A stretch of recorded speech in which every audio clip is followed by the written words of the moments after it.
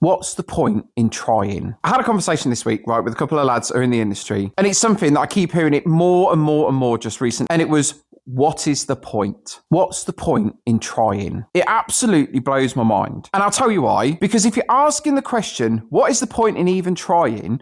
You've already given up. That person, they've already lost, right? Not because the world has beat them, but because they've given up. They've quit before they've even started. Now, before anybody jumps in the comments, right, let me be very clear on this. I've been on the dole. I've been unemployed. I've had no money. I haven't been able to eat. I haven't been able to pay my bills, right? I understand how difficult it can be. I really do. At one point, I'd been really sick. I'd had 3 months off of work because I couldn't do anything. And I had a baby. Like, I was maybe 20, 21 years old. We got a little baby. I had no money. So I went round every building site in the area because I had no car. I couldn't afford to rent a car. I went around every building site in the area, say, hey, have you got any work? No. Fine. Next one. No. I did that every day for 2 weeks before some guy took pity on me and gave me a job. So I understand how difficult it can be. And so everything I say comes from a place of love, comes from reality, comes from my lived experiences, right? Even though I hate that term. This isn't some soft mindset speech, right? About somebody who doesn't understand what's going on and who doesn't understand the hardships that you face. Anybody who works in the trades, right, understands very quickly that things go wrong. Cuts go wrong. Measure twice, cut once, and we all have screwed up a cut. Materials come in and they're no good. Suppliers forget things. Machines break. It's just part of it. You can have spent hours working on a job,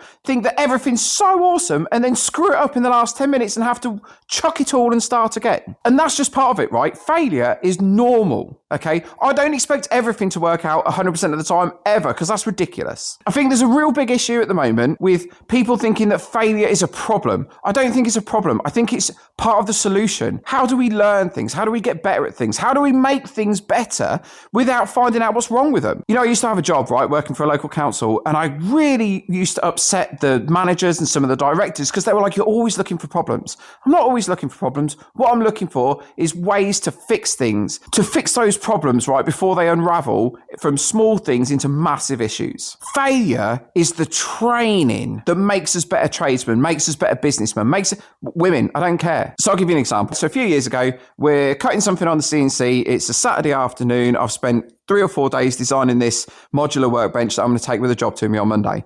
Spent 4 hours cutting it, took it off, put it all together. The thing broke within seconds of us putting it together. As soon as I put a bit of weight on, the whole thing just dropped. And at the time, my daughter had been helping me and she was quite upset about it. She was really gutted. And I said, why are you gutted? She said, because I'm concerned because you've put all this time and effort into it and it hasn't worked. And from my point of view, I didn't expect it to work. I thought that it was going to fail. And I do a lot of product development work for companies, right? And I think things are going to fail the first time we do it. And the beauty with having that mindset, right, is that it doesn't bother me if it doesn't work. It's just part of the learning process. It's just part of the process to be able to do things. And with trades and the business, you're always going to make mistakes. And that's okay, right? Because again, I keep saying, it's just part of the process. Making mistakes is how we learn. Anybody who says that they know everything and they don't make mistakes is talking BS. All right, I can guarantee it. I have been running this workshop now for 13 years and I still make mistakes. The other day I come in here and I was half asleep and I cut something on the wrong side. So I had to rip it all apart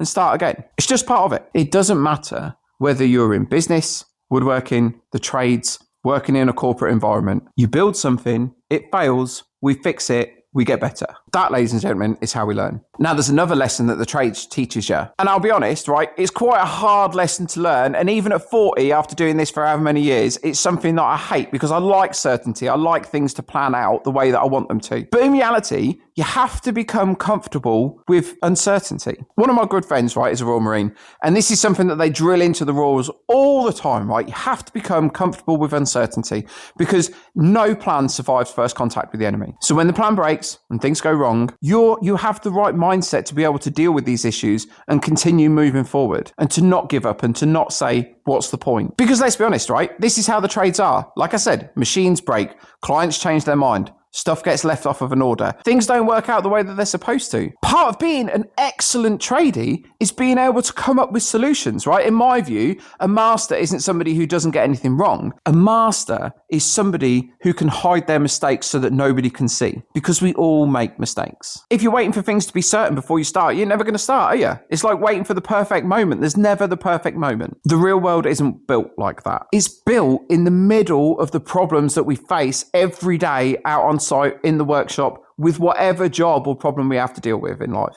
And one of the biggest things that I think the trades is going to teach you is that persistence beats almost anything. The businesses that survive, the tradies that do well, the ones that become that master, they go to the next level.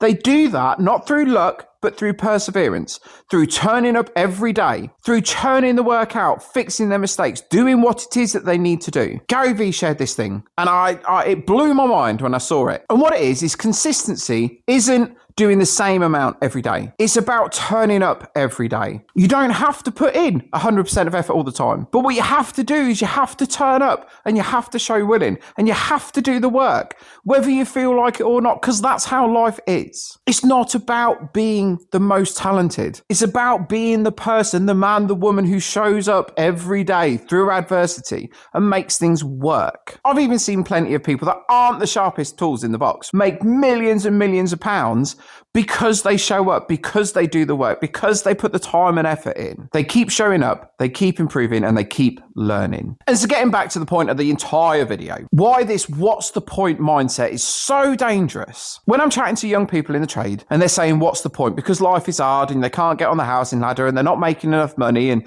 cost of living is difficult, they're removing the one thing that can actually move the needle and make things better, right? A lot of these things, you can't change them. But what you can do is you can change your reaction to these issues. You can change how you deal with these problems in life, right? Because life is full of problems. You can't run away from them. But what you can manage is the way that you deal with them, the way that you manage yourself, the way that you manage your mindset and your language and how you approach things. Because if you decide something is pointless and you give up, it ain't never going to change. Things will never get better for you. You're never going to make those big ticket items. You're never going to earn that good money. You're never going to get your life to the point where you're happy with it. There ain't never going to be a point unless you do the work. And so look, I'll leave it at this. Life isn't easy. Working in the trades is not easy. Running a business, especially at the moment, is definitely not easy. You will fail. You will make mistakes. Things will go wrong. I've had days where I've sat next door or on the edge of my bed at home with my head in my hands thinking, what am I going to do? And so I understand, okay, I get it. But the two things that I would like you to take from this, the failure is just part of the process. The things going wrong, just part of the process. And every skill guy that you meet on site, man, woman, whatever, I don't care, every businessman that you meet that's done well and that's built something up from nothing,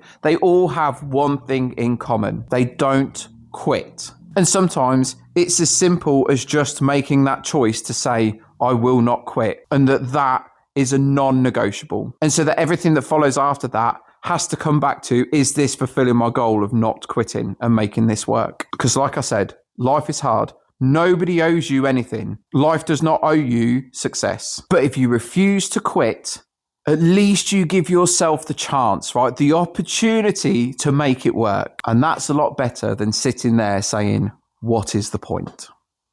Have a great day.